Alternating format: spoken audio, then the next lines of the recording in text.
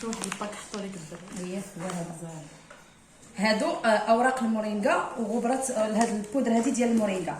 اوراق المورينغا كيفاش كيتشربوا بحال غادي تشربي اللويزه، بحال كما تنشربوا اللويزه باش تهدئنا. هادو كيحيدوا السموم من الجسم. اوراق المورينغا اي واحد غيدخل يدير اوراق المورينغا في اليوتيوب اولا في جوجل غيخرجوا ليه كاع المعلومات. يعني كيقوي الجهاز المناعه، ها هي مكتوبه هنا، كيحارب الشيخوخه، كيحارب سوء التغذيه، ها هي، وكيساعد على الاسترخاء. الناس اللي كيتعصبوا بزاف هادو وحتى الناس اللي فيهم السكر راه يقدروا يستعملوا، لانه كيخفض السكر في الدم. هذا مهم بالنسبه للناس ديال السكر. كيفيه الاستعمال: كنديروا هاد الوريقات كنغسلوهم وكنكبوا عليهم المطايب وكنديروا معاهم. من الاحسن يتشربوا بلا سكر، من الاحسن، ولكن اللي بغى يدير معاهم السكر يديروا.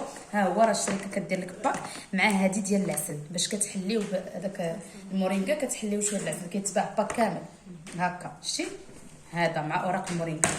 كاينه غبره المورينغا اللي كدار مع الماكله. درت شي صالاد، درت شي حاجه ندردر فوق منها، هذه هي اللي هي بيتزا، بحال كيما كنديروا الزعتر نديرو في بلاصتو. هذا ندير الزعتر على شلاضه على لي بات على لا سوب على. من الاحسن في لا سوب، من الاحسن ان ملي نبغيو نشربوا لا سوب نديرو في هذا وفي لي صالاد. اللي الحاجه اللي ما كطيبش اللي كنشربوها من الاحسن الحاجه اللي ما كطيبش، اللي ما طايباش كاع بحال لي صالاد بحال يدار في هذا، راه هي غزاله بزاف.